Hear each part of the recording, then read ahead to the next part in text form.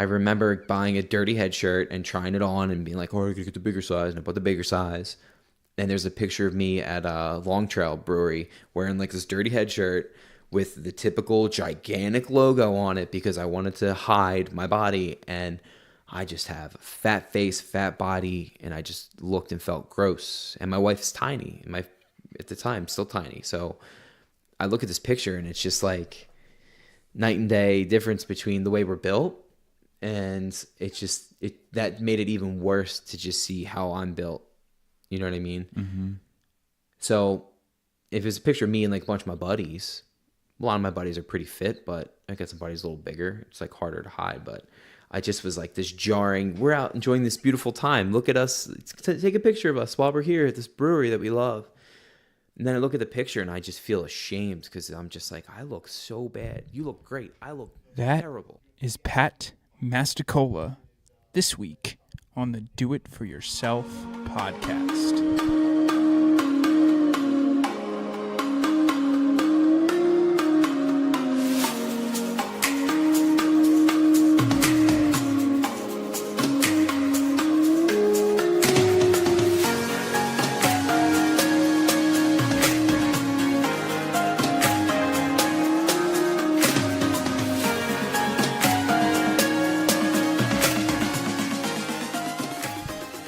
Hello, my friends, and welcome to this week's episode of the Do It For Yourself podcast. Before I get into my guest for this week, I would just like to touch on a couple things. First of all, thank you so much for tuning in. Thank you so much for leaving a review on the Apple Podcasts app, making sure that you are subscribed. All of these things are helping me out very much, and I appreciate all of the things that you are giving back to me in place of me putting out this content. That's kind of the way that you're paying me back, so I really appreciate that. If you are a listener of this podcast and you are a frequent listener of this podcast and you are not subscribed, please make sure to subscribe. You're going to get updates on the content. You're going to know when new episodes come out, and you won't have to wait for my Facebook posts and everything else. So consider subscribing. I would really appreciate it, and thank you. This week, my guest on the podcast, his name is Pat Masticola, but I actually just know him as Pat Mas. And I have known Pat for many years now. We go all the way back to high school. And Pat and I actually used to go surfing together down in Sea Isle City, New Jersey, and Ocean City, New Jersey, Wildwood, Cape May. We kind of surfed all up and down the East Coast and the Jersey Shore. And unfortunately, we both lost contact with the friend who we met through, but Pat and I had stayed in contact. And so I've been following Pat for a while. Pat's been following me. You know, we've been keeping up together. And I saw a post that Pat put up a little while ago, and it was a transformation side-by-side picture. And I knew that he was going keto, and he was doing the keto diet. He had given up craft beer for, almost like an entire year, which, if you know Pat, that is an amazing feat just in and of itself. Pat is like the biggest craft beer enthusiast I think that I know. Even went as far as traveling all the way up to I believe it was Vermont, to do a brewery tour and go check out a bunch of places. He went to the Alchemist. He brought back some Heady Topper. And so, I mean, to give up beer for, I believe it was an entire year, it's absolutely insane to think of. So when I was going through some people in my head that I wanted to have on this podcast, Pat was definitely one of them that popped into my head. And when I first reached out to him, he was a little uncertain about coming on and, sharing his story because he didn't really feel as though he had a story. And, after talking with him a bunch, I'm like, listen, man, you do have a story. Like, I know that you might not think what you did was incredible, but, going keto and making this change in your life and having people tell you that it's not going to work and, you don't listen to them. That's exactly what this show is about. That's exactly the points that I want to bring up. So I finally got Pat to come on. He came out. We had a great chat, and it was just really, really awesome to catch up with him and, have him share his story here. Listening to him talk about keto and making these diet changes and hearing him explain that he wasn't doing this because it was going to be the way for him to lose the most weight, but he actually enjoys eating keto. I think is a really, really big point that I want people to take away from this episode, because the diet that works best for you is going to be the best diet for you, if that makes sense. If going keto works for you and you really enjoy eating that way, then that's great. Go keto. If you really enjoy paleo and you like to go that route, go that route. If you want to go low carb, that's fine. Go low carb. But you have to pick something that's going to work for you and it's going to be sustainable, because if you don't enjoy it and you're just doing it merely to lose the weight, you're not going to stick with it. And I think that's a really big takeaway from Pat's, chat that I had, because he went keto and he really enjoys keto and he's still keto and he's sticking with it. And he just completely lives this way every single day. So kudos and hats off to Pat, man. Your transformation is awesome. And, I really enjoyed this chat, so I hope you guys enjoy it just as much as I did. Here's my interview with Pat Mass. You can edit that out.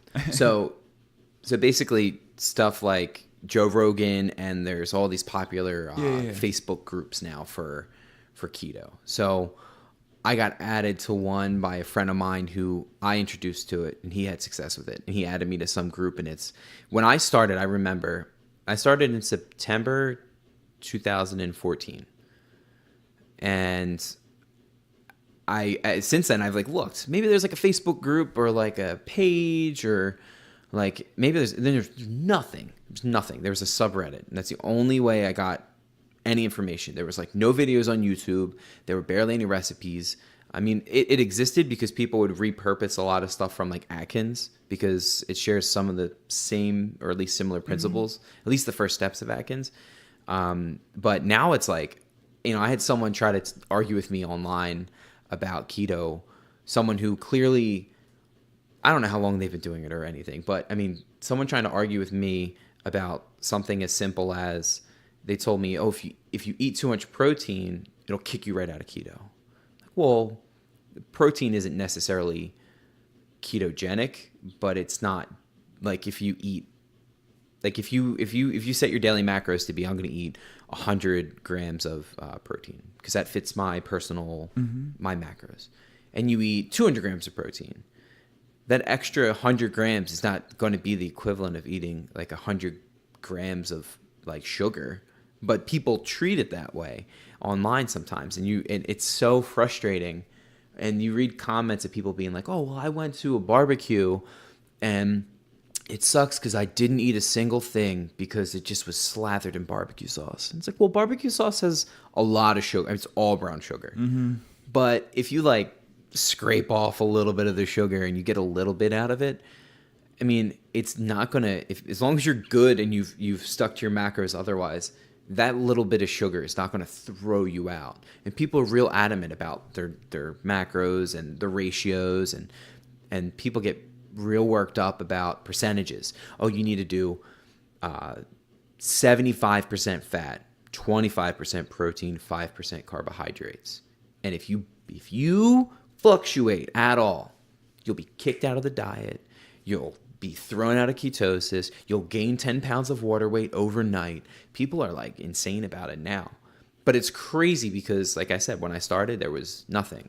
I mean, there was a subreddit, and that's really where I got almost all my information from when I started. But that's crazy. But now, even Joe Rogan, it is nuts, because nowadays someone will ask me, "Oh, you lost some weight. How'd you do it?" "Oh, I cut out carbs, did the keto diet, and I still eat that way." And they'll say, "Oh, Joe Rogan?" I'm I guess Joe Rogan, sure. I like Joe Rogan, and he's definitely brought it into light. Did a lot of discussions about it, and and it's interesting because someone who is like an MMA fighter or does this like high intensity workouts, for someone like that to be a proponent of it is good because people think, oh, you need carbs, you have to have carbs. Like someone like Michael Phelps. Michael Phelps, if he swam and did keto, he probably wouldn't be as successful because of the nature of that sport being so anaerobic and just fast paced and just one quick burst of energy and then he crashes. But something like heavy weightlifting and things like that, or something where you have, well, heavy weightlifting is a big burst of energy, but over like a shorter period of time, it just seems to benefit a lot of like weightlifters, boxers. I think LeBron, I think does keto or something. Might be him or someone else. But I know a couple of the basketball players, they try to get them to cut out carbs because it just helps them sustain a balanced level of energy across like a game rather than because they can go long, I guess. I don't know. Yeah. But yeah. Weird. So I want to go back like to elementary school. You know what I mean? Mm-hmm. As far back as you can remember, like third, fourth grade, because that's for me. That's about where I can remember things starting to.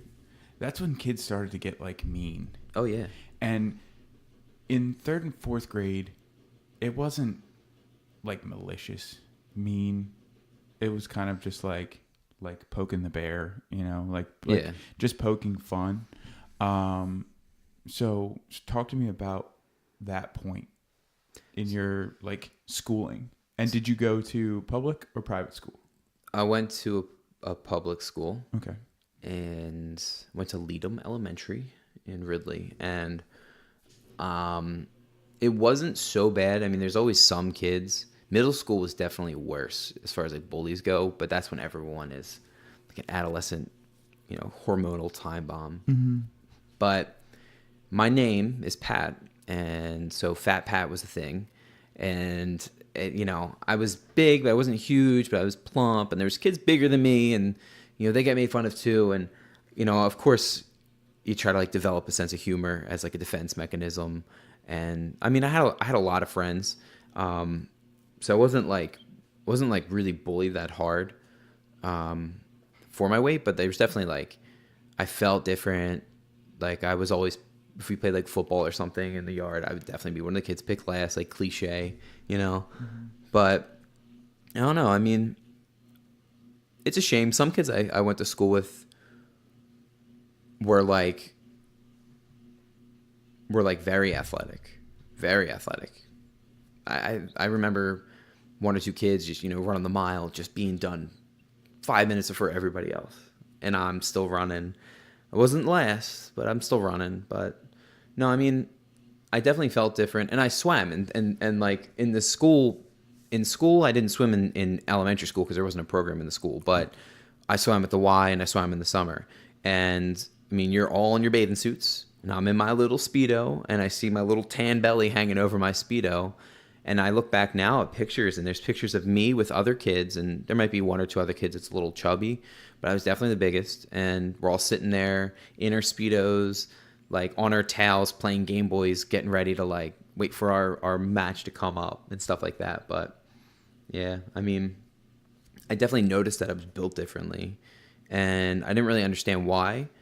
I didn't, like when I was young, I definitely would eat unhealthy, but I also didn't really have much conscious decision behind a lot of it.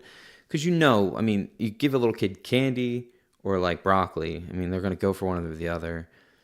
Do they fully understand the implication and what they're doing? I mean, they probably know that candy's bad. They're told you can't eat candy all the time. And my parents did not feed me candy all the time. But, there was times that after, like maybe like once a week, we'd go get McDonald's and stuff like that. But even then, I mean, it's just a matter of, I guess I was just eating too much and too much of the wrong stuff. But my dad's big, so I was built like him, and I'm still built like him. Mm-hmm. So I think that growing up, it definitely it wasn't like out of place for me to be built the way I was. And I was bullied a little bit, but not like, it wasn't like torture for me. Right. You know what I mean? Yeah. And so we're in like the same exact situation because I'm built like my dad and his whole side of the family. Mm-hmm. Like his whole side of the family, they're all at least 6 feet tall, if not taller. All big guys, like all. It's just how they were built, you know. And I'm built like his side of the family. So, Right. I mean, I totally get that. I get that, you know, 100%. And I think when it comes to the food thing, like you were saying, like a kid knows that broccoli is healthier than Right. candy, but do they really do they really comprehend Right. that concept of like healthy food versus unhealthy food? And I don't think that they do. Like I think even through the health classes and stuff that they teach in middle school and, you know, into high school, like I don't think it clicks. No. You know, unless you're in a sport. I think if you're in a sport and, you know, you have a coach and like they really start getting into like performance and eating healthy and like, hey, eat a cheeseburger and then go run and tell me how you feel. Right. You know, unless they provide those real life examples. But for the swim team, like you didn't get made fun of on the swim team at all, did you? Like the kids because I've seen kids on the swim team before, like where, you know, when I've worked at the Y, where I work at the Hocus Athletic Club.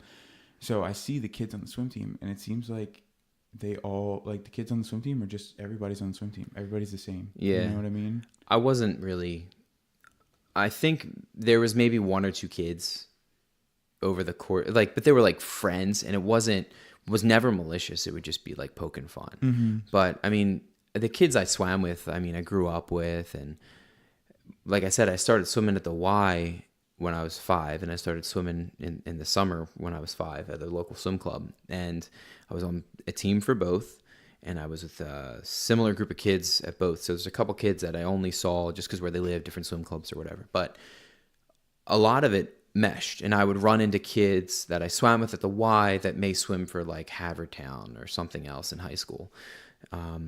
Or in the summer, they might swim at Clifton Heights, but I swam at Nassau and Leadham. So it was cool because we'd go to another pool and I would know a bunch of kids that were competing against because I was in the winter program with them. And even though I wasn't the fastest or the best, I don't think I was never really picked on.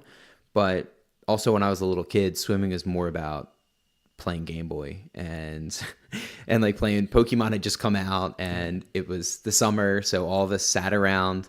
We used to make like tents out of towels and sit around and play Game Boy, and I would miss my races sometimes. They'd call my name and I would throw my Game Boy, pause the game, you can't make a move until I get back, and I run and like just barely make it or miss. I've missed a lot of races when I was a little kid because I was more focused on playing video games.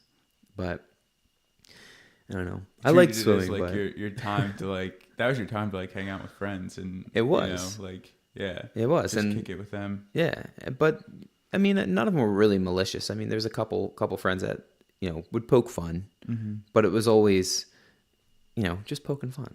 But I could also poke back. Right. I couldn't call them fat, but you know.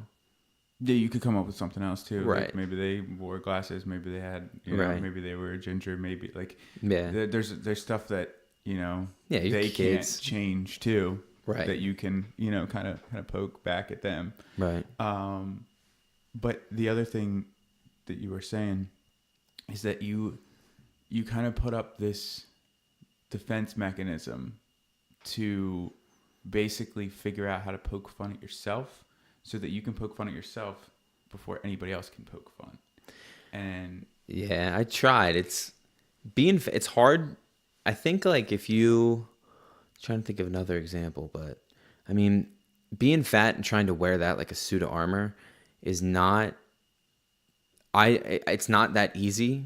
Like it's hard to have a comeback like, oh, okay, well, like you always hear like, oh, I've got a 6-pack in the cooler, like something like that sort of thing. But, and there's definitely been like present day, there's definitely a big reprise in like pro fat models and, you know, we don't need to get on that whole thing, but I mean, being overweight is definitely unhealthy. It's hard to take an insult like geared towards like, you look this way and it's your fault. to like something defensive.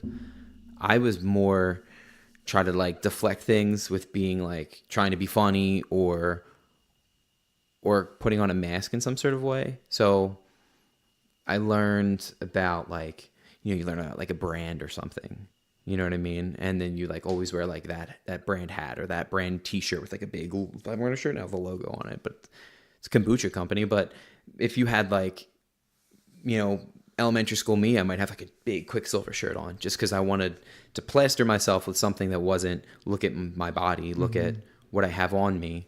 And then if it came to like, poking fun at someone, I would try to be quick-witted or be funny in general, just to sort of make up for where I lacked in like the body department. You know what I mean? Yeah. Well, and I think the thing that I used to do is that I would actually make the joke first. Yeah. So I would if I was in a situation where like even it was a possibility that somebody was going to start going down that road, I would just go down it myself. Right. And I would just make the joke, thinking in your head that if you make the joke first, it's not going to be as hurtful or, suck as much. But then sometimes it's just like the snowball effect. And then, like you make the joke. Yeah. And that's the pebble that kind of starts rolling down the hill. And next thing you know, they think they have a green light to make a joke back. Yeah. And then it hurts even worse. And then everybody's making a joke. Yeah. So that's a tough spot. And I think there's a big difference between,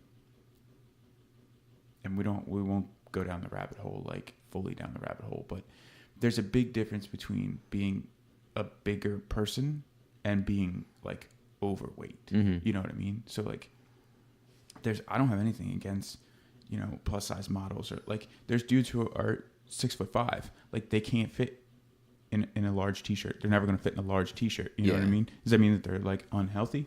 No, not necessarily. But I think that there's a big difference that comes in when it starts to like really affect your health. Oh yeah. I mean, versus just I feel like if a big person, you know what I mean? Exactly. I feel like I'm not going to drop her name, but there's a particular plus size model who's gigantic, just not healthy. Mm-hmm. And a lot of times people, if you like read comments or something underneath any of her pictures, it's always, you go girl, you're beautiful and all this stuff. And even the comments that people write, like it's just fat logic stuff where people are in this place where they think, I don't need to change, the world needs to change. There's a lot of things in this world that need to change. There's a lot of mean people. There's a lot of people that think that something is done a certain way and this is how it is or how it should be. So I think that there should be, in America especially, if you go to Target or something and you see an ad or, you go through the men's department and you see a guy who is built like me or you wearing their stuff, you wouldn't even think twice. And I don't think that there's anything wrong with that. But when there's someone that you can tell is like, you are putting your whole body and your life in danger, then it's like, okay, well, I mean, there's people that carry themselves heavier. Mm-hmm. I feel like I try and I want to keep trying to like be skinnier, but it's really hard. I've sort of leveled out at where I am. Yeah. And I need to like double down and make changes, but there are certain people that just sort of think, and it's like comes back to cognitive dissonance. It's easier for you to believe that everyone else is wrong, because if you try to accept that maybe your idea isn't right, it just causes mental discomfort that it just makes you clam up. You know what I mean? Yeah. And there's some people out there who just are just not healthy at all. I mean, it's okay. Like when I was a little kid and I was chubby, I mean, little kids being chubby is not a big deal. Right. As I grew up, I should have learned more. I should have tried harder. I should have ate better. And I should have lost the weight and slimmed out. And I didn't. I kept eating the way I ate, and I kept, not working out. Like I swam and stuff, and it's just, I don't know. It's just crazy. I mean, you were probably putting in $10,000 a day if you were swimming for 2 teams. Yeah, it's nuts. At least. It was nuts. Like all through, because did you swim club and Ridley in high school, or just Ridley? Once I got to high school, I just did Ridley. But just because it was too much to do. Did you do mornings and Afternoons?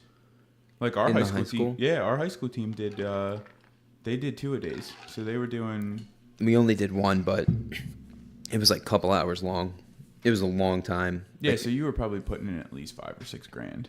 it was a lot. It was a lot. And then I would go home and I would eat what I thought would be healthy. And my parents were like conscious of it when I was in high school, especially. Yeah. I'd come home and they'd have, we steamed brown rice and here's some vegetables and here's a side of meatloaf or something. And I would eat it and be fine. But then, over the weekend I might drink a 40-ounce Slurpee and think like, whatever, just like one big soda. Yeah. And then you're not realizing like the numbers that go into that. And Yeah. I skateboarded like in high school too. When I wasn't swimming, I would be skateboarding or snowboarding and stuff when the weather was right, or surfing, as you know, we'd surf together. But there was times when I'd skateboard from like Leadham I'd skateboard like, I don't know, it's like maybe 3 miles or something to high school, skateboard to school. And then I'd be there all day. And maybe I had gym, maybe I didn't. And then swim practice would be right after school until, I might not have the exact numbers, but I think we got out around like 3. And then I think practice might have ended at like, maybe like 6.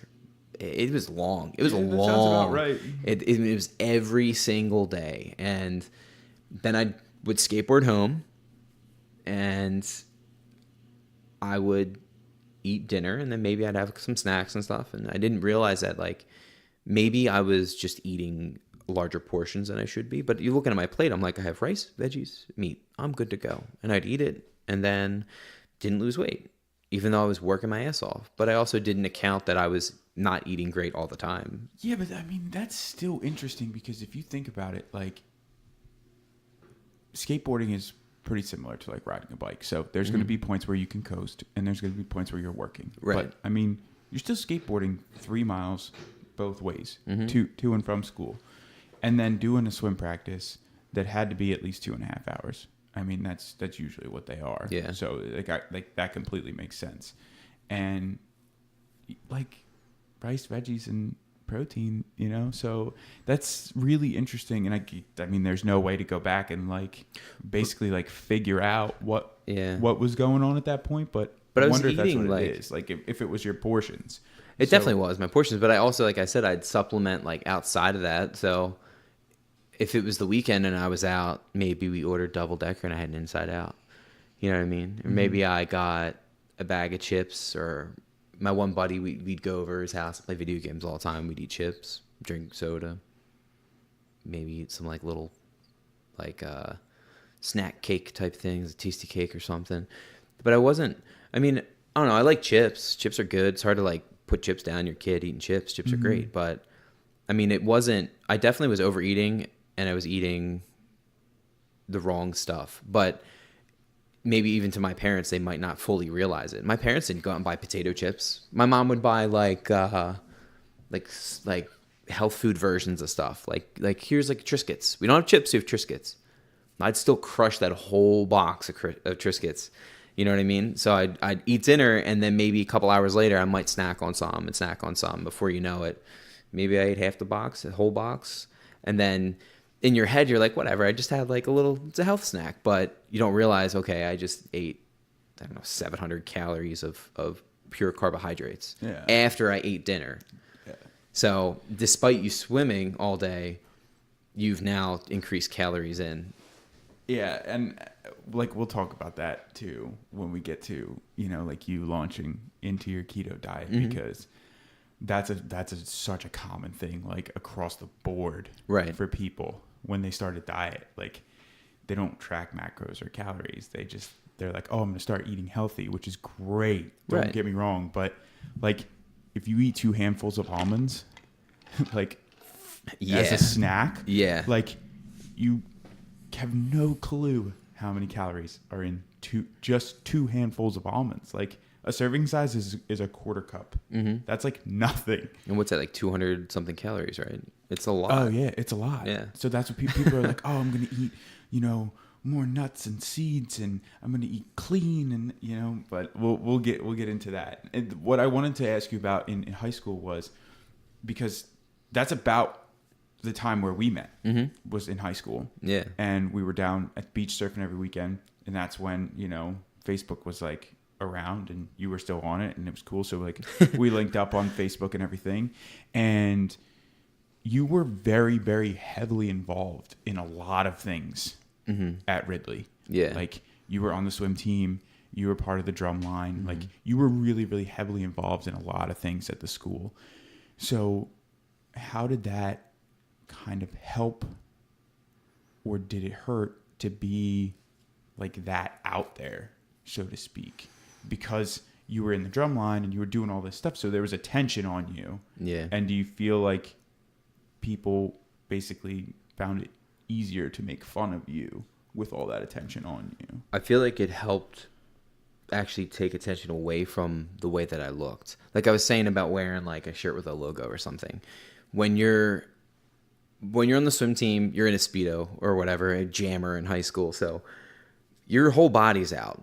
And I really didn't have any negative experiences in high school as far as anyone poking fun at the way I looked. I mean, I definitely saw guys who were slimmer and performed way better than me. And, that's kind of it. But when it came to like drumline, I love drumline so much. And some of like the best memories I have from high school were in drumline after school, or out on like the football field marching around at, 7, 8 in the morning or 7, 8 at night on the same day. But it was good because it did put me in the center of attention for a lot of things, especially when I played drums since I was a little kid too. Like I started playing like jazz first, and then I moved into all different stuff. And I was in a couple small, like, me and my friends would jam and stuff. But marching band was fun because it really helped me hone my chops, really get how I played, just perfected it and got my sticking really nice, right? So high school, I was pretty good at drums by this point, because I was playing I started playing drums same time as I started swimming. So it was like 5 when I got my first drum set. And it's a legitimate drum set. I still have it. So in high school, it was probably easier for me to do something like that than not, because it helped me. I would be in front of everyone and actually be doing good at something. And that was actually my senior year of high school. I didn't swim because we started an indoor drum line. It's like a percussive theater type thing. So I chose to choose drums over that because I was way better at drums than I was at swimming. And I was drum captain my senior year, so I was like the lead for me and my friend, but we were like the lead for the group and everything. So there's a lot of attention on me. I had to teach other kids and kind of train them up on the ins and outs of drumline and all that stuff. But being on a football field in front of the entire high school and playing drums in a band, it can be dorky to a lot of people. I mean, if I played clarinet, no offense to anyone that plays clarinet, but they might see that and be like, haha, make fun of you for that, or make it, whatever joke. But drums are manly, they're bombastic, they're loud, they're arrogant, and you just are in everyone's face. So when you're out there in the field playing drums, it was, okay, you're hanging out with all the dorks, but you may be one of the cooler dorks. So it's hard to like target that sort of person if you're like a bully or something, you know what I mean? Yeah. So I don't think that it's definitely easier for me to play drums and like cope with not being so great at swimming and making more friends. I mean, I had a lot of friends, but drums, like I said, some of my best experiences, some of my closest friends I met in drumline. So. And after your senior year, you knew like where you wanted to go to school, what you wanted to go to school for, like. I did, but I didn't get into where I wanted to go. I applied to Temple in Westchester, and I wanted to go for radio. Mm-hmm. And I had this goal. I wanted to be on the radio and all this stuff. I applied to a bunch of schools, and I didn't get into Temple or Westchester, and I was heartbroken. And I ended up going to community college for a year, and then I went to Temple because I learned that their program was better. If I would have gotten into Westchester, I probably would have gone to Westchester instead of Temple and ended up in a telecommunications school that wouldn't have been anywhere near as good as the one I went to. Even though I don't work in radio now, I work in telecom, so it ended up being like a good path. But no, I didn't get into where I wanted to go right away. But you knew what you wanted to do. But I knew what I wanted to do. Yeah. And I don't do it now, but I know. you know. Yeah, that's I mean, you don't, but you do. Yeah. This will be out there for everybody. It's true. That'll be cool. But when you when you went to your year of community college and then you started at Temple, how many of your friends from high school kind of stuck around, and how many went away to another school that you weren't going to see them basically as much as you saw them in high school? You could go and the only reason I ask is because I was the guy that stayed and went to community college for 2 years before going to Westchester, and all of my friends left, like all of them. And that was a dark spot for me, especially when it comes to like the diet and exercise and all that stuff. Cause I was like, well, fuck, like, right. All of my friends are gone. What are we gonna do? And and some of them were at Kutztown. That's like an hour and 5 minutes away, but still, like, this was people I would see them every single day. We would hang out every single weekend. And now it's like, I have to drive up there if I want to see them. Well, when I went to community college, I had a girlfriend at the time who went with me. So I'd see her every day, which was good. One of my best friends from high school, from Drumline, excuse me, he was there. So it was good that I get to see those guys. And I made a couple new friends, but community college kind of sucked. I kind of hated it, to be honest with you. I feel like I was robbed of like having a dorm and like, you know, doing that whole experience. And I don't know. I mean, it kind of sucked. Like, I was really depressed. I didn't get into the schools I wanted to get into. I definitely got lazier as a result. I wouldn't, maybe kind of like a dark place. I mean, it wasn't great, you know what I mean? But I ended up doing really well in school, and I got into Temple. And when I went to Temple, a whole bunch of my friends went there. So I was able to visit guys, you know. When I was in high school, I go to, or when I was in college, or community college, I would go to Temple or Westchester. I had some friends that went to Widener. I don't think anyone I knew real close went to Kutztown, but there's so many. A couple friends went to Penn State. Most people that went to Penn State went to like Brandywine or something and then went to Maine later.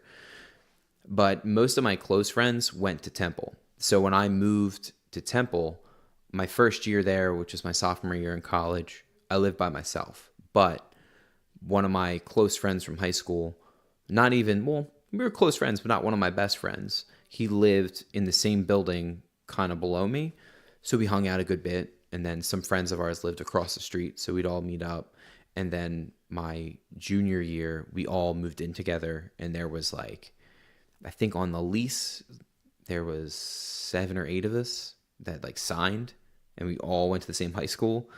And then it was just a revolving door of this one student is studying abroad, so he sublet his room to these 2 guys who are going to crash in that room. And this guy moved out because he's, you know, studying abroad for this, and this other guy moved away and never came back. And we ended up having like a pretty crazy house. It was like Animal House. It was nuts. Yeah. Yeah. And during that time where you were at community college, do you feel like your eating habits changed at all, and you were kind of like using food as like a comfort thing? Yeah, definitely. I mean, I was bummed out, and that's when I started to really gain more weight. So I was always bigger and built a little bigger, but community college and sophomore year in college, I started to pack on a little bit more maybe. And then by my senior year in college, I was like, it just hit me. I was like, whoa, I'm big. This got out of control. And it was a lot of just, I don't know, like you were saying earlier, it's like a snowball effect with things. You know what I mean? You don't realize how bad it is. And the more you eat, the more it takes to fill you up. Mm-hmm. So, you know, it's hard to just go cold turkey and say, I'm going to start eating a little bit less and a little bit less. It's like, no, you're going to be hungry. If you're used to eating this much food, you're going to eat that much food more often. But I mean, I didn't find myself like stereotypically like crying in the closet with a pizza or something, but Right. I definitely Yeah. was like lazy. And food is great. Food's amazing. It makes you feel comfort, like it really does. Like, Dude, and that's what, like, so I just went and spoke at Westchester the other day, and they were asking me, like, if I still drink or if I still, use caffeine or whatever. And they start at, I'm like, yeah, I can, I go out and like I have a beer and that's cool, like that's fine. And they're like looking at me like I'm nuts, And I said, but like, honestly, I don't want to have. If I'm gonna have a beer, I'd rather have a soft pretzel. Like food is just so, like I just love food. Like I food's can't great, help man. it. Yeah, food is amazing, especially like good food. Yeah. So I get it 100%. Like I think that's like the primary reason I do triathlons is because I love food so much that like this is a way that I can still like go out and have a massive burger Right. on the weekend and not feel like guilty about it. Right. Yeah, it's absolutely amazing. Yeah, it's great. I love it. I like to cook. I like to eat it. I'm all about like different, like I bought a sous vide recently and I've been like sous videing steaks and stuff. And I don't know. I mean, I'm not any sort of aspiring chef by any means. Please don't get that impression. But I like to cook and I like to eat good food. I mean, food's great. I ate pizza last weekend. It was like a huge thing for me to eat pizza. Yeah. I've had little cheat bites of things here and there, of course, but we went to Pizza Gut in the city. I've been reading about it. I went get this pizza, and it was amazing. It was so goddamn good. And my wife was going, "We're gonna put a reservation in every Saturday. We're gonna get Pizza Gut every weekend. It was so good." And I was like, "Yeah, I can't do that. I can't. I will get so fat. I will eat that pizza every weekend because it is so good." Yeah. But now, that's yeah. Did you have an interest in cooking before you went keto and before you started? Yeah, definitely. I would. Okay. But it definitely like taught me. It was cool because I had to prepare a lot of my own meals. You know what I mean? First off, you move out of your parents' house, you got to learn to take care of yourself. Mm-hmm. In college, I wasn't in keto. I didn't start that till after I graduated. But once I started the diet, I learned more about cooking techniques and different oils to use and different types of pans and all this stuff. But it definitely has helped because my wife eats carbohydrates. Like she loves them, has no problem with them. She's tiny, but she loves carbs, and she's not a big fan of like she doesn't eat red meat, doesn't eat pork, so she doesn't eat a lot of these things that may fall into line with like a keto diet. So I typically cook separate meals for me and her, or I'll cook a lot of veggies, and then maybe she'll have, maybe she'll make some pasta, or like I'll cook veggies with chicken, but maybe she'll have like, she'll eat the chicken on like a roll or something, but I won't. So it's interesting though, because you definitely have to cook a lot of your own food. There's easy ways you can, eat a pepperoni or you know what I mean? There's like cured meats and deli meats and cheeses and things like that you don't have to cook. But yeah, I definitely learned to cook, and I got into it. I don't like love it, but it's fun. You know what I mean? So when you basically realized or noticed that it was out of control, how did you realize that? Was there one specific thing that happened? Did you see a picture? Did you see? Because I know for me, there were a couple times that like somebody had tagged me in a picture on Facebook, and I was like, "Whoa, Yeah, that's out of control," And then obviously I had some other situations where I knew that like drinking was out of control and stuff like that. So, I mean, for me, it was kind of like there was a couple things where it was like, okay, the writing's on the wall. We need to get that shit under control. But, did you have any moments like that? There definitely was a number of moments, but the biggest one is probably what like kicked my ass into gear. And it's when I went to Vermont. So I like beer a lot. Yeah. I love beer. I love craft beer. I went to Vermont on a trip with my girlfriend. I think she was my girlfriend at the time. I don't think we were engaged yet.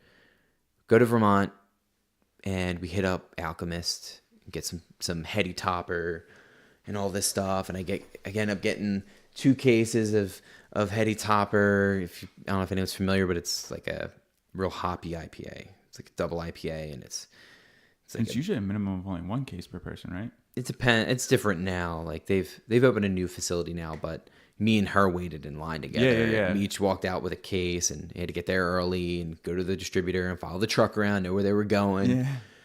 And they ended up getting like 2 cases of that and like a case of another beer, Sip of Sunshine. And this was 2014.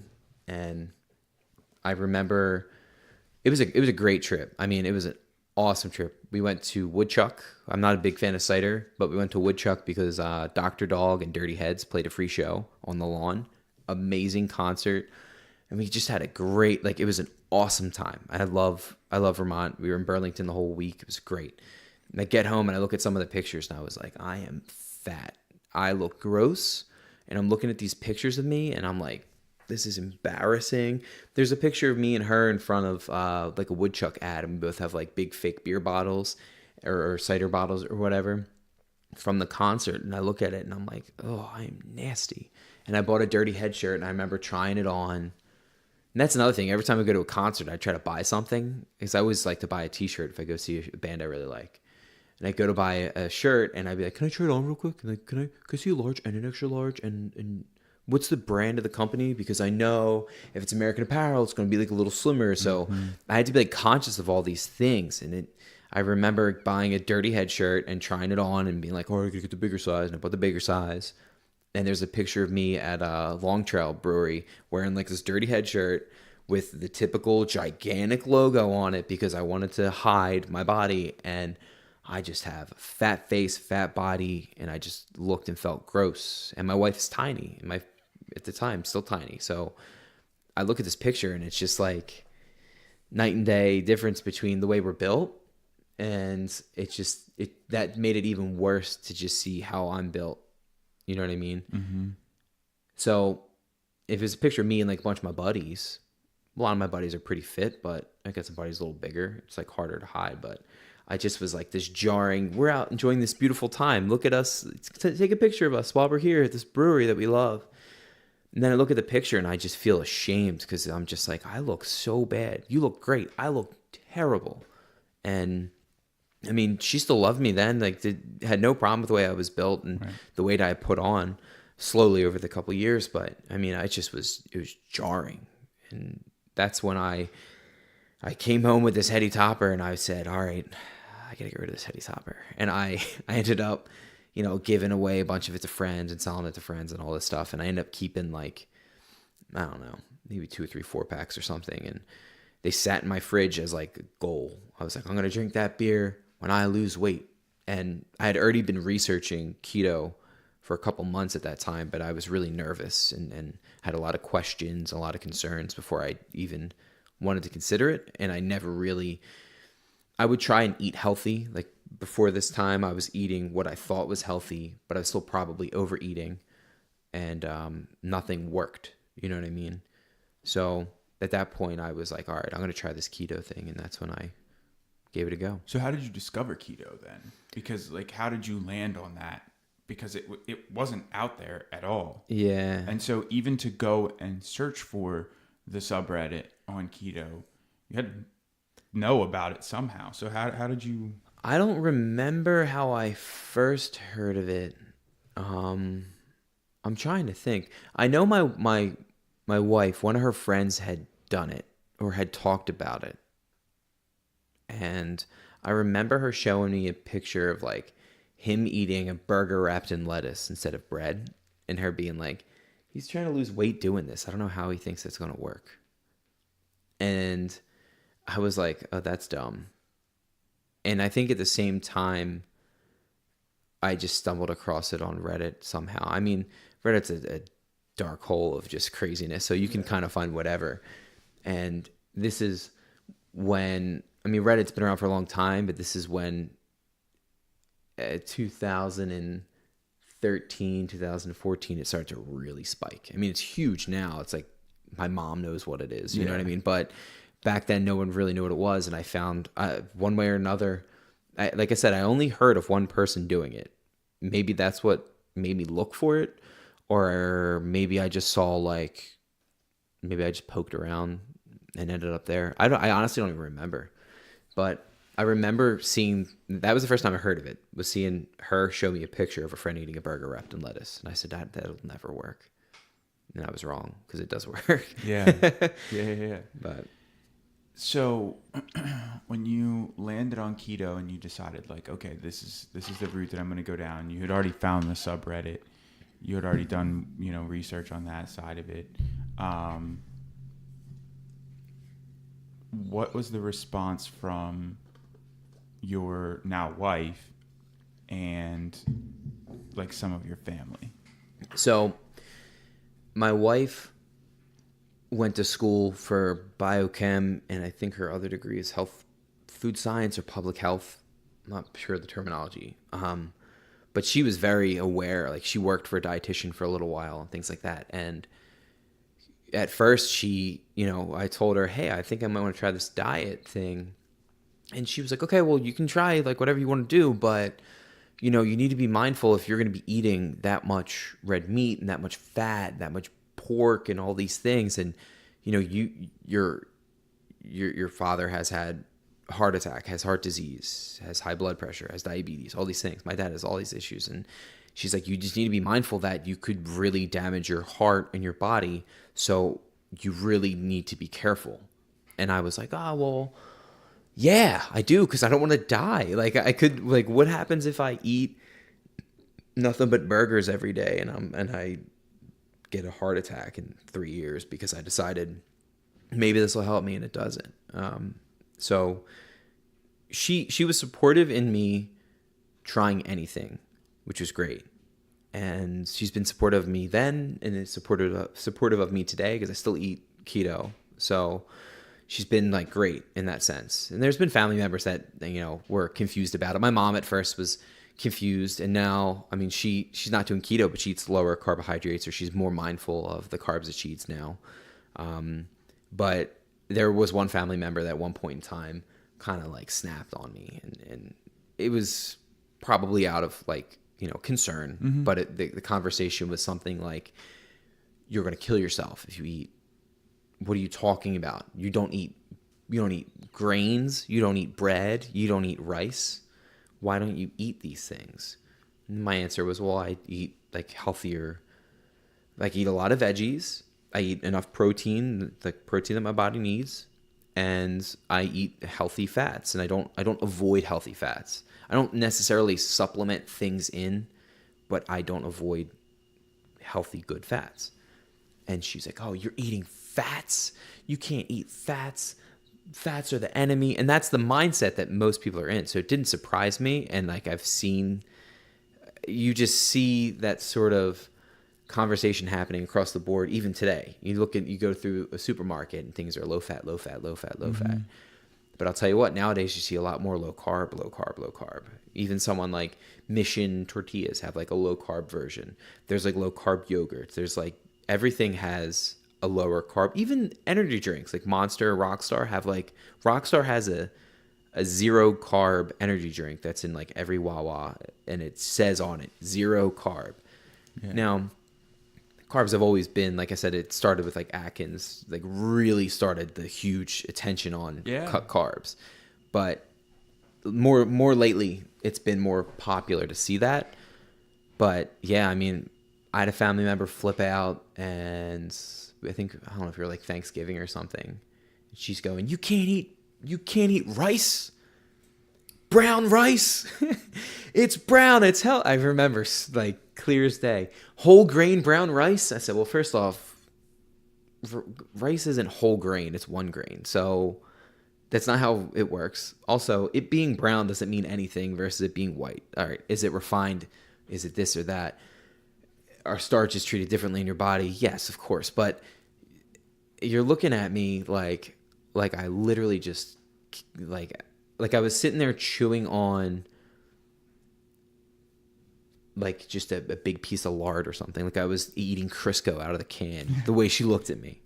But the reality is way different. It's like I'll eat broccoli and asparagus and cauliflower and things like that, and I'll season it. I'll cook it in some olive oil and put some seasoning on it. Maybe I'll sprinkle some cheese on top or something. Right. And like I'll eat a chicken breast, but I'm going to cook it. I'll like my pan fry it in oil and maybe put cheese on top, like if I'm feeling crazy. But yeah, the reality of it's way different than the perception when you say I eat high fat. You know what I mean? Mm-hmm. So yeah, that was a challenge to deal with that. But ever since, things are different now. Like I said, my mom at first was concerned, but now she realizes, okay, maybe I shouldn't be eating so many carbohydrates all the time. So.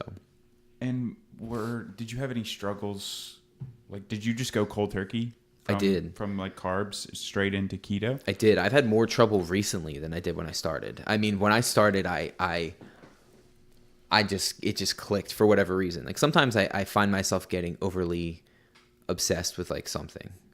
So for a while it was keto, and then, it might have been I was obsessed with this band or obsessed with this brand or obsessed with skateboarding, or I would go from like skateboarding to surfing to snowboarding, and it was seasonal, and I would be like obsessed. And then maybe I got obsessed with like beer. And that was a more recent thing. I got really into beer and trading beer and going to the releases. And, yeah, you were super into beer. It was great. I mean, I know you're still into it, but it was you immersed yourself in the beer culture. Right. And it's like it's almost kind of embarrassing. Like I enjoy it, but it's just like a tasty drink. But why am I so stoked on it? And it just comes back to like shielding yourself with something and just putting like a brand on you, or as much as I hate the idea of like a label, it's almost like trying to label yourself in some sort of way. So I did get obsessed with keto. So when I started, I went cold turkey. And like I said, I had all that heady topper and I gave it all away, kept a little bit, and I looked at it all the time and I was like, I'm going to drink you one day. One day I'm going to drink you. And I think I drank I drank like half of one like 6 months in. And at that point I was like 30 or 40 pounds down already. So it was like, it was nuts. I did just, like I said, nowadays, like my wife got mad at me today because I ate some cheese curls and they're for the baby and I ate like a bunch of them. And I shouldn't have eaten any of them, but I know I didn't eat so many that it's going to like kick me out of my diet. And if any hardcore keto people listen to your podcast, they're probably going to be real angry at me and yell at me for that. But no, I mean, lately I've had more struggle, but I've maintained a decent balanced weight since I hit my initial goal weight. So not to go off on a tangent, but I started the diet September 2014. And I said, by the time I get married, I want to weigh X. So in less than a year, I remember getting ready for the wedding, getting fitted for the wedding and stuff. And I was like, I'm getting suited up. And I'm like, just so you guys like I might need to get a different size when I come back because I might be 20 or 30 pounds lighter. And it was like, funny, but we got married pretty quickly. But it was I don't know, I mean, it just was like I was obsessed with it and I was all about it and I was all into it, and my motivation was I want to lose a certain amount of weight in a certain time, and at the end of that is I will feel better, I'll look better, and I can drink beer again. And since then I've been able to sort of maintain with a level of fluctuating. Like I ate pizza last weekend, so I gained water weight back like the next day. So I overnight gained 8 pounds or whatever. But I didn't really gain 8 pounds. I just retained the water. Right. So, but yeah, so that's sort of how it was really crazy because, like I said, I have more trouble now than I did when I started. I just was obsessed with it. And I wish I was again. I'm trying to get like super into it and make it like a huge, huge part of who I am. But I think the rapid weight loss I saw at first really excited me, and that sort of change and seeing that change just happen was just so motivational. But yeah, cold turkey right into it, and it was I think in my first week my first week I lost like 12 pounds. But again, most that's water. But then within like 2 months, I lost, or maybe my first month, I lost 20 pounds. 20 pounds the first month, yeah. And I remember being like shocked. One of my coworkers at the time asked me if I was sick. Thought I was like dying or something, because she was like, "Are you okay? I noticed you're really like shedding a lot of weight like really fast." So, yeah. There's a couple things I want to unpack with that, and Yeah. the first one is like the obsession thing, because I think that, and I actually just did an interview with a guy who also lost a ton of weight, and his like main goal was he wanted to be single digit body fat percentage. Like that was his goal, for no like good reason. Like he just wanted to be a single digit body fat percentage. Like even if it was only for like a week, he wanted to be at least able to say that he got down to that point. And we both agreed on how obsessive you can become with like tracking food and tracking calories and macros and weighing out your piece of chicken breast so that you know that you are in fact consuming 6 ounces of chicken breast with a measured, completely leveled off 1 cup of brown rice, and like you're sitting there like putting the broccoli on. Do you feel like you had all of those same obsessions with keto when you first started? Like maybe you weren't weighing and cutting food, and I bought a scale right away because I learned weighing food is way different than measuring food. And that's something that a lot of people just don't get. And eyeballing food is dangerous. So you're talking about almonds. People might look at almonds and think, okay, serving size is a fourth a cup. And in their head, they're like, well, my hand is probably... They might not even think that they're overeating. But if you do that with multiple things over the course of a day, or something that's so just calorie dense, like an almond...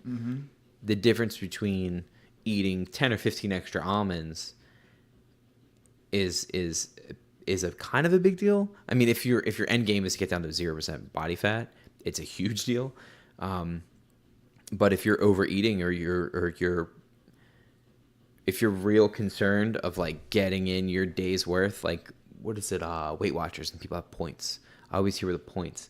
Oh, I've got 10 points left, so I'm going to eat this and this and this and treat myself and that and that. And I'm like, well, if you got leftover points and you've eaten the right protein, and are you hungry, or are you just going to, if you're going to treat yourself, do whatever you got to do. But that's the other thing with keto is people often try and hit their fat macro. I'm going to hit it. I'm going to eat it. You look online, if you look up keto, you'll see fat bomb recipes and people mixing coconut oil with dark chocolate and adding like something, coconut flakes or something, and freezing it. And then, oh, I didn't hit my fat macro, so I'm going to have a little fat bomb. Right. And it's like the mentality of, I need to hit that for it to work. But the idea is you eat enough fat to keep you satiated and provide energy. But the primary source of energy is coming from your own body, because you're burning your own body fat. So the more you add to it, the less you're going to burn off of yourself. So yeah, it's crazy. So you went through, but you did go through that same level of obsession. Oh yeah. I mean, I first getting started. I bought a little scale and I started measuring stuff, weighing, and starting to realize, like, I remember scooping a cup of you count.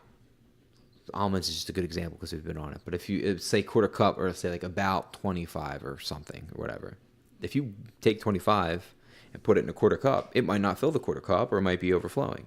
And then if you put it on the scale, maybe that quarter cup that you're using, is it heaping? Is it over? Is it under? And a couple hundred calories here and there can make all the difference. And when I was really obsessed with, I need to hit this goal, which was when I started, I was 245 and my goal was 175, and I was like, I gotta lose that weight, and I was like, if I eat a little bit more today, the day's ruined. And now I wouldn't overeat and then say, okay, I've overeaten, so now I'm gonna have this and that and gorge myself, because your body doesn't necessarily work on the same cycle as like MyFitnessPal. So if you gorge yourself at night, you're starting off the next day already behind. So, you know what I mean? So yeah, I mean, weighing stuff was big. It was big to me. I weighed everything. I did some meal prep stuff, and then I learned that I just don't have the patience to meal prep everything. Yeah. But I did meal prep. You know, I'd take all my chicken and I measured out into these bags, and this is enough chicken for me and my wife, and this is perfect. And veggies, I'm gonna take it and I'm gonna measure it. Okay, this is this many, and I have the scale in my kitchen still. I weigh stuff pretty often. I've gotten really good at eyeballing it now at this point, but at that time, especially something like oil, like cooking oil. So that's like something that creeps on people more than they realize. Because I don't know what the calories are on what's a Dude, a serving tablespoon size of, or a 2 serving tablespoons. size of like olive oil. It's like a tablespoon or 2 tablespoons. It's probably It's like 100 calories, right? Something like that. Yeah. I mean, the one that gets me is almonds. Oh, Like, yeah. almonds and cashews and pretty much any of the nuts have. It's such a small. The serving is so small for what you're getting. Yeah. You know, like they're high in calories. The other thing that I wanted to kind of unpack with your obsession was in regards to now, because at the time you were kind of just like entering blind, like you didn't know. You didn't know what was on the other side. Like, you were opening this door and you were walking in.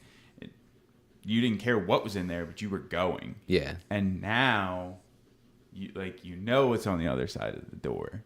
So do you think that has, like any impact? And do you think that, like, the second time... Not saying that... See, the biggest thing... And this is, like, a little caveat here. The biggest thing when it comes to, like, a diet or something like this is... Like, you didn't put the weight back on. Yeah. Like, okay, maybe you went up 5 to 10 pounds or, you know, whatever it is. But, like, you're still within where you're in a window of 5 to 10 pounds of what your goal weight, you know, was. So it's not that this didn't work and you then went and put, you know, 75 pounds back on. But do you think this, air quotes, second start is harder because you know, like, what's on the other side of the door? I think it's harder because I know I can do it now. You know what I mean? Like, when I first tried it, I had, like I said, I never really dieted before. I thought I ate well, but it wasn't really like a diet. I never followed any strict regimen. So when I started keto, I was really strict. I thought out everything. I counted my carbohydrates like obsessively. I tried to, you know, they tell you you can have like 30 carbs a day usually. Usually if you're under 100, you'll be in ketosis, but around 30 is what they tell you to stick to max. And I would get down to like three carbs a day. I would just cut it here, cut it there. Anywhere I could, I was just crazy obsessed. But now, like I said, like I hit my goal weight in just over a year. So 245 to 175. And then I weighed myself yesterday and I was 185. And it's because I ate a bunch of cheese curls and got myself into trouble with my wife for eating all the cheese curls. But it's also, it's kind of scary now because I know I can do it, but I've like enjoyed being at I'm not skinny, but I've enjoyed being at like skinnier than I was. Like I weigh the same I do now as I did in high school, or like a little bit less, I think, but I'm taller. But I feel more fit. I feel better. I feel healthier. But maybe like in a way, I know that if I start again and I just like get obsessed with it again, I'll lose more weight, which is great. But I also didn't get to enjoy a lot of things. And I've been able to just do this whole thing kind of lazily and lackadaisical. And in part of that was proving to myself that I could do that. So after I hit my goal weight, I still kept eating ketogenic. I still eat ketogenic now. But I've learned that, you know, maybe I go out for drinks with some friends and I have a beer or two, and maybe I get real drunk at the end of the night and I eat like a handful of cheese curls or like a mini pie from like the pie truck in the city, or my wife's birthday, so she wanted pizza. So she asked for her birthday. All she wanted was for me to eat pizza with her. So I ate pizza with her. And I mean, I don't know. It's more easy. Like, I know now that I can have a cheat day and bounce back and continue just like lazy keto diet. Just at this point, I don't consider it a diet. It's just how I eat. Mm-hmm. And I consider when I break out of that normal way of eating like a cheat. You know what I mean? And I feel ashamed when I do it. So if I ate pizza last weekend and I was just embarrassed with myself. Like, I knew I did something. It was like a no-no for me to do that. And I ate the pizza anyway, and it was amazing. And I'm thinking about it now, and I would love to eat more pizza. But I also know that the other side of that door, if I keep eating pizza, is I'm going to be fat again. So Right. I'm not going to keep eating it. But I don't know. I mean, like I said, I still eat that way. I've always eaten that way. But it's really a matter of cutting out cheat meals, cheat days, cheat in general, and maintaining that self-control and cutting calories, which is hard because I'm at the point now where when I first started, cutting calories was easy because I was so big. Right. Now that I've leveled out and I've maintained this weight for 2 years or something after that, I've been like okay staying the same weight. I'm now used to eating the same amounts. If I go to cut calories now, it's going to be a little bit harder on me. And there's days that I try to cut. And I used to do intermittent fasting. I still kind of do. I usually skip lunch, and I usually don't eat breakfast. Sometimes I'll have coffee. I have coffee in the morning, and sometimes I put like maybe 2 tablespoons of like heavy cream in it or something. I did the bulletproof coffee for a little while, but I don't know, just kind of gross. Like, it's people weird. are really It is obsessed real with weird. the bulletproof coffee thing. But I'll tell you what, right now, I mean, eating a tablespoon of coconut oil in the morning has its benefits, but it's kind of gross way. It like floats on top of the coffee, and I don't have an open top blender, so I'm not going to blend it. And then even then, it's going to sit on the top. But I mean, every now and then I'll add like a little pat of butter to my coffee or like a little coconut oil. But yeah, I mean, it's just harder now to cut the calories, I think, than it was when I started. And I've gotten very comfortable with the amount I've been eating and not cheating. Like, I'm not going to eat anything bad on purpose or like plan it out. But if I decide to like eat something small, like a piece of pizza or drink a beer, usually it's a beer. Beer's my crutch. Usually I'll have a beer, and then it knocks you out. Does it knock you out of ketosis? it depends on like how good I was the rest of the day. Like a really hoppy, like, some beers are way sweeter than others, but like a really juicy, like hazy IPA, double IPA is usually well over 30 carbs. So it's not going to kick me out, but if I was like lazy with everything else, if it doesn't kick me out, it's going to slow me down big time. And I'll feel groggy. I feel gross in the morning after. I feel just even from one beer. tired. Like, you almost feel hungover just from one beer. To an extent, yeah. Yeah. But again, it's usually in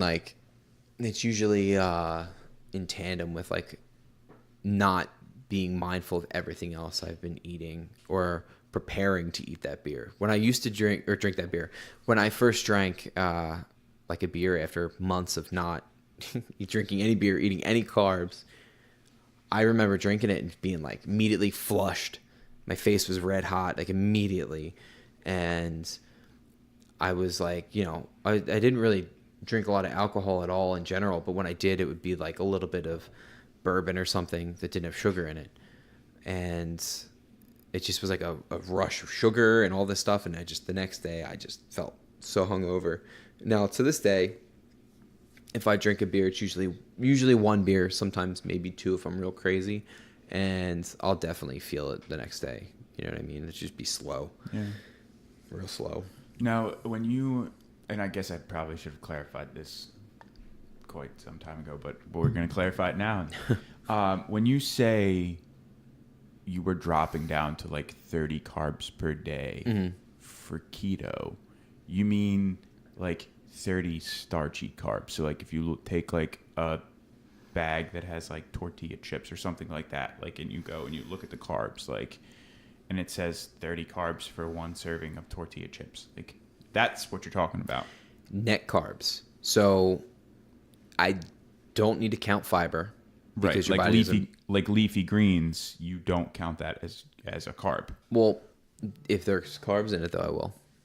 You know what I mean? Like broccoli might only have like, I don't even know off the top of my head, 2 or 3 gram carbs in like a serving. A serving might be like a cup or so. I won't nowadays. I don't see that and see anything that's like a threat. But like carrots have a decent amount of sugar in them. So if I buy like veggie mix or something, like frozen, like veggie mix, and has like cauliflower, broccoli, and carrots in it, I might pick out more carrots and like not put them in my food, just like consciously. You know what I mean? So it's the net carbs that you usually are trying to count because like I said, your body doesn't count the fiber. It Right. doesn't use it. But there's danger in seeing something and reading the back and saying, oh, it's got 30 carbs in this, I don't know, candy bar, but there's only 20 grams of sugar. So some people see that and think, okay, I can't have sugar. There's 20 grams of sugar in this, and that's it. No, there's 30. And if you can look at it and subtract the fiber if there is any, but there's a lot of carbohydrates that aren't straight up glucose and are just plant based or something that comes from, just starchy things or things like that. And that's the thing that's hard for people to wrap their heads around, is something like a whole grain bread, like a slice of whole grain bread and a slice of like Wonder Bread, like just processed refined white bread. There's a big argument as to which is more healthy for you. Obviously, you get the fiber from the whole grain, so that's probably better for you. But for someone like me, I'm not going to eat either. But if I chose to eat one, I would probably end up eating the white bread because I know that the whole grain bread might raise my glucose levels higher than white bread. Just because if you like look at the glycemic index and see how high things spike your blood sugar, you can see very clearly that there's some breads that spike your blood sugar higher than pure sugar, just because they're all carbohydrates. You know what I mean? A lot of people don't fully grasp the similarities between sugar and bread. And your body, I mean, there's a lot of arguments on both sides of the fence. And I'm not going to go down that road of, is a calorie, is a carb. Like, Right. that's just an endless argument. But your body definitely knows the difference between if you eat a spoonful of sugar and you eat a spoonful of rice or something. But at the end of the day, both are kind of, for me personally, both cause problems. So I just considered just axing both. You know what I mean? Yeah, and it's what works for you. Like, and even on social and everywhere else, when you were posting pictures and talking about going keto, you weren't like blasting it out there like, oh, this is the absolute best way to go about doing this, and this is what you have to do, and like, this helped me lose X amount of weight, so like this is what you should do too. You're like, no, this is what worked for me. Like, if you like carbs and like shit, eat carbs, like just have it in moderation and make sure you're having protein and some good fats, and like, just be wise about your carbs. Like, so I think that for really the one thing that I want a lot of people to understand is that this is the diet that worked for you. Right. And the diet that's going to work for you may not work for somebody else. But whatever diet it is, if you do it and maintain it for 2, 3, 4 years, and you don't basically flop and go back to where you were before, well, then that worked for you. Right. Like, people are like, oh, I saw somebody posted this the other day, and it was about Atkins and all this other stuff. Oh, well, I'm gonna do Weight Watchers again because that's the only thing that worked for me. And it's like, well, wait a minute. If Weight Watchers worked for you, how are you back to where you were before you did Weight Watchers. Like, then it didn't work. Like, if you end up back to where you were, it didn't work. Yeah. So I think that basically the thing that I want people to grasp is that this keto thing, it worked for you. You dig it. Like, you didn't pick keto because it's what was going to get you to lose the most weight. Mm-hmm. You picked keto because it seemed like it was a healthy way of eating, and it was going to be a good, easy way for you to kind of regulate what you were going to have and how you were going to eat. Yeah, it really comes down to what you just said. Like, it's what worked for me. There's a lot of cases. I mean, I'm sure you read about like the doctors who have lost weight eating just like Snickers bars or Twinkies. Like, you can lose weight doing any number of things. But for me personally, this is what worked and this is what clicked. And overall, I mean, my overall health has been great, and I had a lot of other problems. Like, I used to have really, really, really bad migraines, and those kind of just completely disappeared. I mean, I still every now and then, but it was like that alone made it worth it. Because ketogenic diet originally, one of the ways it originally got into the mainstream, it was developed for like epilepsy. So getting into the science is going to be like a huge thing, but basically your body runs on ketones rather than running on glucose. So your brain runs on this different alternative fuel, basically, right? So it just showed a lot of promise for people who had all sorts of issues with their brains. So there's certain brain cancers they tell you eat ketogenic. There's certain epilepsy, other forms of seizures, strokes, things like that. They recommend cutting out carbohydrates, and it's crazy that it works that way. I mean, it started out, like I said, just was like a medical thing. Hey, this is how you have to eat because you have seizures or you have epilepsy, and then it ended up just completely taking off as like a, now it's like a trendy thing, I guess, but that's kind of how it started.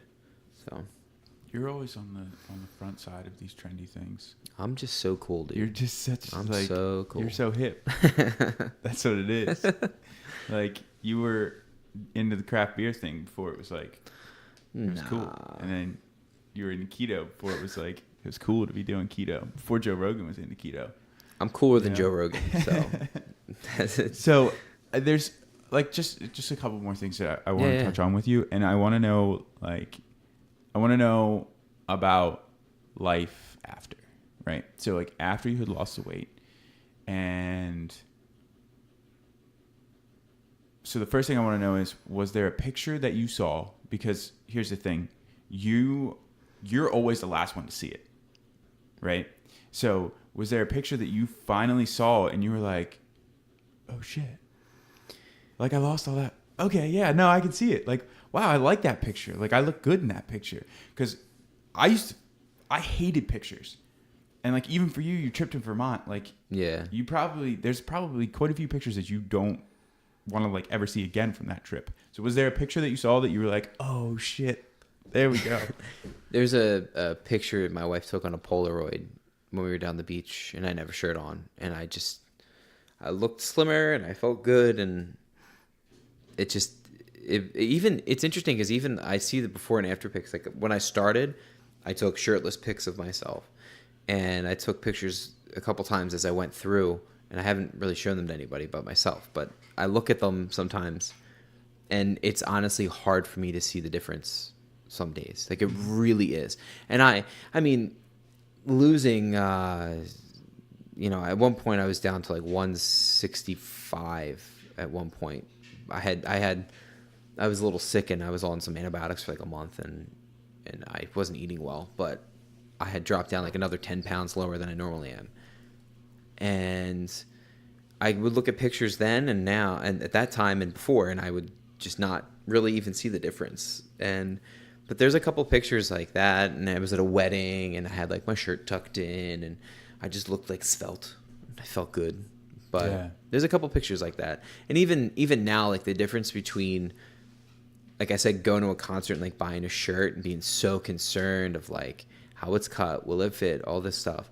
I still have those habits where I'll want to try it on or something, but I know now that like more often than not I'll be okay because I know the size that I am usually, and I know if I go to the store, like if I go to Target, if I see a shirt that I like, I know that I can see, like I got pretty wide shoulders, like I'll see like a large, like all right, try that large on. I'll try the large on, and I know it'll fit my shoulders. I know it'll fit my chest, and the only problem is usually if it's like too big at the bottom because like it needs to be large enough to like accommodate my top, and I'm pretty short, so it's usually like an issue with something just being like not shaped for me, not something that's not going to fit in the size that I'm used to fitting into.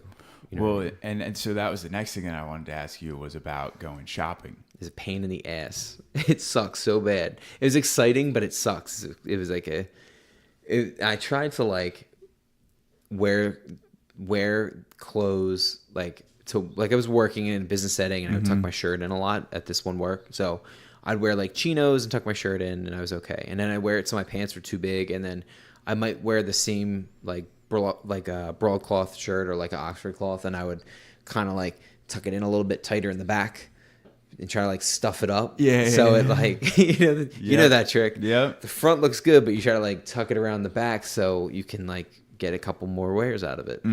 But now it's great because I know, you know what I mean? I know I can buy this. I'm familiar with the brand, so I'm like, all right, if I want to get this company's shirt, I know I'm going to wear this. I know it's not going to be a problem. But it definitely was exciting to go out, and like I bought new jeans the other day, and I was like, oh, I know that's my size. I bought them. I tried them on. They fit good. I had to get them hemmed because I'm short, but I knew that they were going to fit. And it's exciting to just know like the availability of not being like an XL or like maybe a 2X might be. A couple of shirts I was a 2X in. Like American Apparel, I was 2X in. Now I'm a large. And I knew I would go, and you might not even have it in stock. Or if you do, extra large and large are usually the first to go now. So now that's like the other problem is like, oh, are you sold out? Okay. But usually I'm all right. But yeah, I mean, it's exciting to go and just know that itself is going to fit you. And you have options. Well, not only that, but it's also super exciting to be able to go to a store and be able to get it while you're at the store. Yeah. Like, I can't even tell you how frustrating it used to be to go in and try and get a pair of jeans, and they're like, oh, no, sorry, we don't carry that size in store. You have to order those online. Right. Okay, so, like, what am I supposed to just be, like, ashamed of myself and sit in my house all day long? Like, I can't come to the mall and shop like everybody else because, you know, you don't care. And it's not like I was a 47 waist. Like, I was getting like a 38 or a 40 waist, and they're like, sorry, we don't carry that size in store, you know? So like, I remember the first time I got to go shopping, because for me it was like rolling into the summer. Yeah. So I would like try to put on a bathing suit or something, and like none of the bathing suits would fit. And you know, board shorts, like, it's not like there's a drawstring on them, so there's no way to make them smaller. Like, you just have to you have to get new ones. And so I went to PacSun, and they had PBR board shorts. And I was like, man, I like those. Like, I really want them. And I said to the girl, I was like, do you have, you know, whatever size it was. I think it was like a 34 or 36. And she's like, oh yeah, like, and didn't have to get like the hanger and get them from like, or like from the back or anything. Right. Like, I could shop with like the normal people. Or like, I'll call the Morristown Mall and maybe they'll have them. Yeah, and then yeah. they can ship them here. That's Yeah. So like, I know for me that was like a big deal. It was like being able to go shopping and just like, you see something, you like it, and it's like you wear a large or an extra large, and like 9 times out of 10, like, those are always the sizes that are in there. I mean, if you're wearing like a 2X shirt or, you know, 40 waist and pants or something like that, like, may as well forget it. I like dreaded going shopping for a long time, and I liked brands and clothes and things like that. Like, I knew what I liked, but it just sucked. I mean, sometimes you see you know, a friend of yours, or how someone's built, or the way the shirt looks on like a model, or anything like that. I mean, you and I surfed and stuff, and you look at people like at the surfing industry, they're all skinny ripped dudes. And Yeah. like, I'm like, oh, I want to buy that Rusty shirt, but I'll never look the same. Like, I'm just trying to emulate what this other person looks like or something, and just by wearing the same brand, but that's not enough to do that. You know what I mean? Absolutely. Absolutely. Yeah. So the other thing that I want to just touch on like quick is that when you did keto, you went keto, what was your activity level like? When I first started, I was going to the gym a lot. Okay. A lot. Actually, before I started, I was going to the gym a lot, which is interesting because I wasn't losing weight, but I was also not dieting. But right. I was going to the gym a lot. I was doing a lot of cardio. I was going like at least 3 days a week for a couple months, doing a lot of cardio, doing some light weightlifting, little machine stuff. And I went to the gym for a long time, but I hate going to the gym by myself, and I like my buddies I would go with stopped going. So then I stopped going, and then I just got so busy between like I started a new job and I got married and now I have a kid. So and now I just have excuses to not go to the gym all the time. But I've been trying to go back. But when I started, I was fairly active, but I like there's no way that it made that big of a difference. You know what I mean? Mm-hmm. Like there's no way. Like diet's everything. Like calorie in, calorie out is like the biggest way to lose weight. It really is. Just looking at what you're eating and eating less of it. And if you expend like a lot of energy working out, I mean, I'm sure you know, like if you run, let's say you run for an hour and you burn 500 calories or something. It's not the same as like I ate a Big Mac that was 500 calories, so now it's gone. It's not necessarily how it works. Yeah.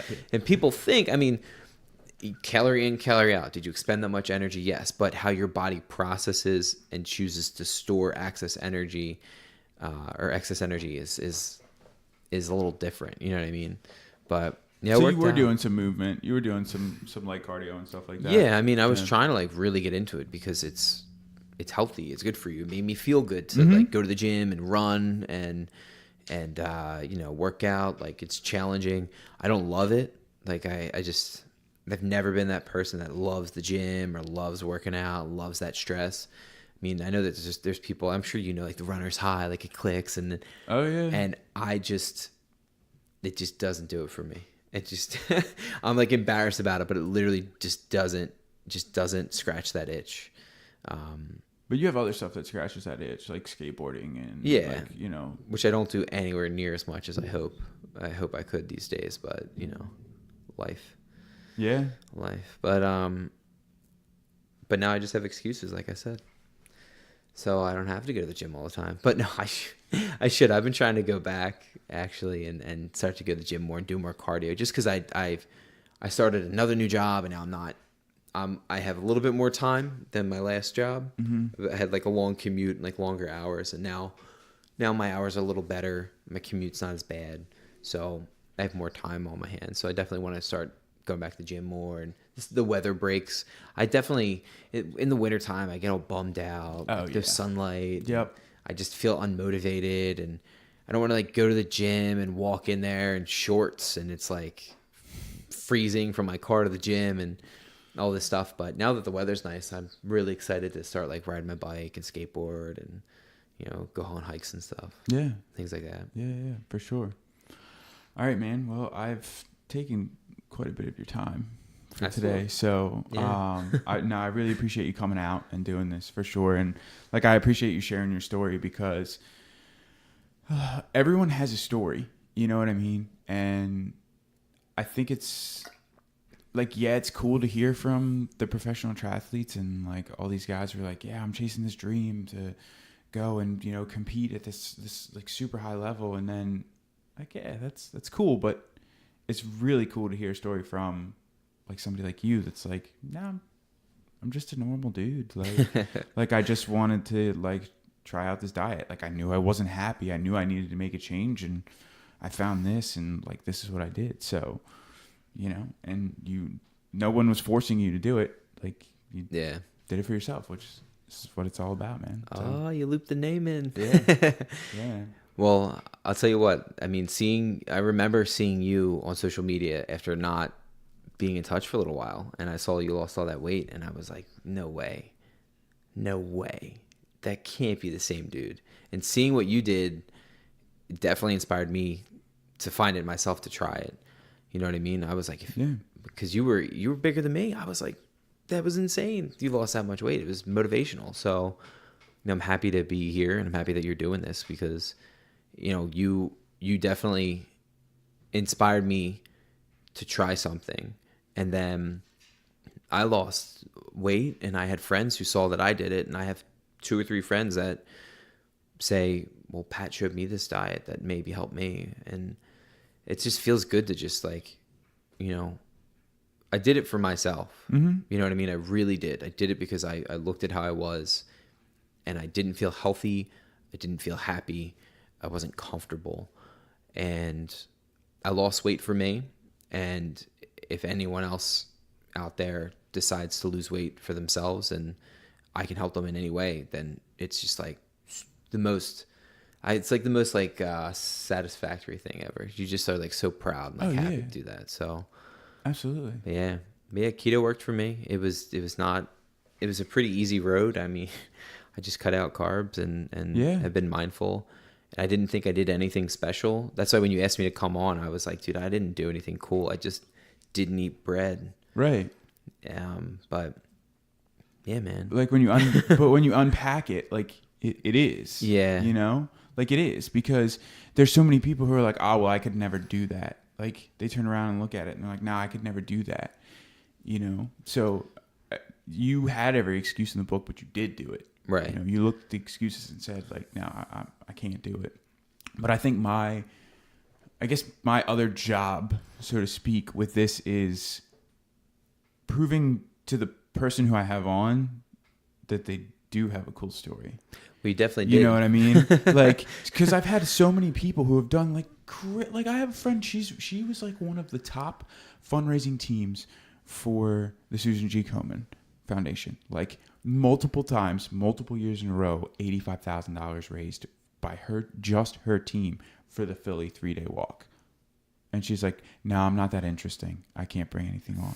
You know what I mean? Yeah. So it's like, I feel like that's like my first job is to bring people on who have a cool story that can share and inspire with other people.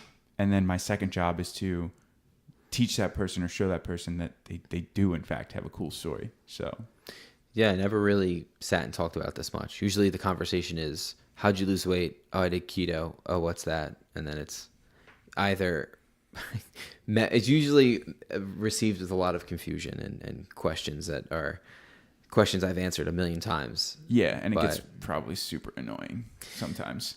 Well, it's usually when the people look at you and say like, well, aren't you going to have a heart attack now? Yeah, and like things like that. Kind of, it's not how the body works, so no. But no, I mean, you definitely did that to me because I didn't think I had a real special story.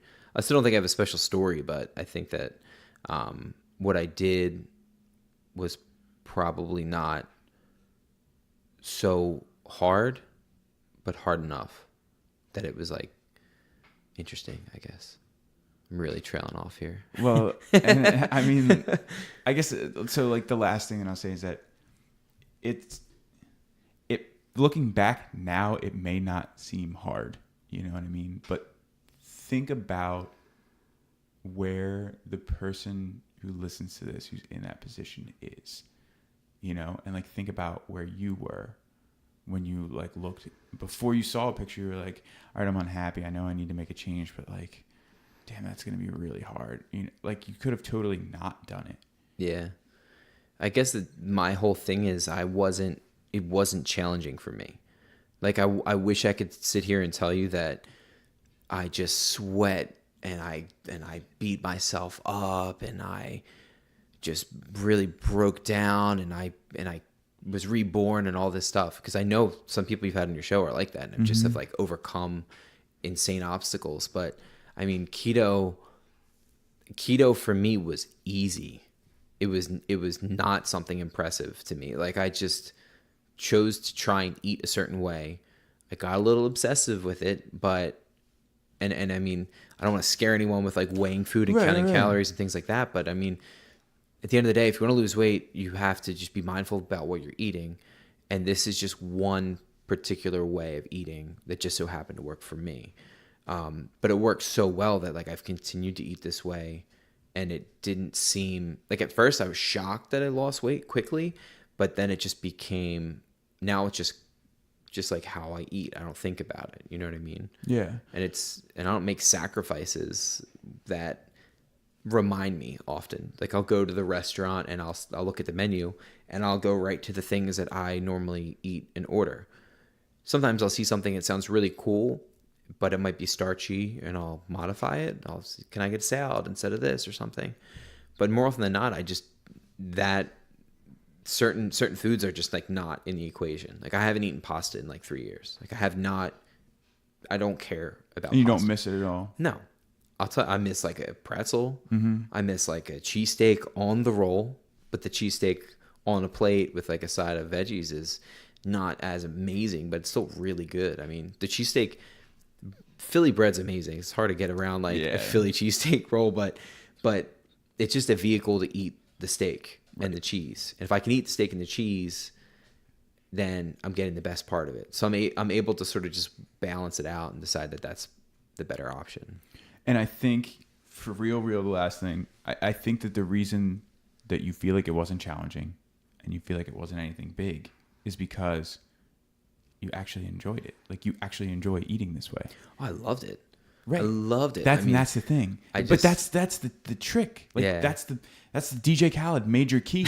Is like, if you enjoy doing it and you're going to do it for the rest of your life, it's not going to feel like it's hard. Right. Like, and that's it. That's the secret sauce. Yeah. Find something that you like, do it every single day, and you're good. It's not going to feel like a challenge. It's not going to suck, and it's not going to feel like somebody is like ripping your eyelashes out one by one with a pair of tweezers. Like, and that's just it.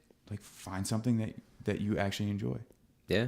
And for me, it was eating like a steak and some buttery vegetables, and I stopped craving sugary foods and stopped craving bread. And I mean, I still will look at something and be like, wow, that looks banging. That cake looks so good. That ice cream looks so good, and things like that. But I mean, at the end of the day, what I crave and what I enjoy is like really good protein and really savory vegetables. So it's changed the way I perceive food. It's changed the way I look at food. It's changed the way that I eat food. So, it's something that, like I said, some people look at it as a fad diet for sure. And I think it's important that I like lay it on the table that there are people that will try keto and will lose a bunch of weight and stop eating keto and go back to eating bread and rice and beans and whatever. And they'll gain weight back because of a great number of variables. But keto is not necessarily a fad. I mean, I've been doing it for years, and it's just the way that I eat. It's the way that ancient peoples once ate. You know what I mean? So it's you can do it 100 different ways. I just chose to do it this one way, and it's what worked for me. And it was pretty easy. So it's worth a try if you have tried other things and it didn't work. For sure. All right, man. Well, thank you very much. Thanks for having me. Appreciate it. This was cool, definitely. And we'll have to catch up like a little bit more and find out if you get back to your keto the way that you want to get back to, and see how that all, shakes out. Yeah, I'll set myself what I'll do is I'll probably set myself another goal weight, and I'll probably just like go just real ham on it. Yeah. And just hit it. Word. That's what I got to do. Yes, sir. All right, man. Thanks for having me. So I know this was a little bit of a longer episode, so I'm going to keep this outro super short. Just want to say thanks again to Pat for driving all the way out to the boonies from where he lives in media. I really appreciate you taking the time to come out and sit down and just have a chat with me. And it was really awesome to catch up.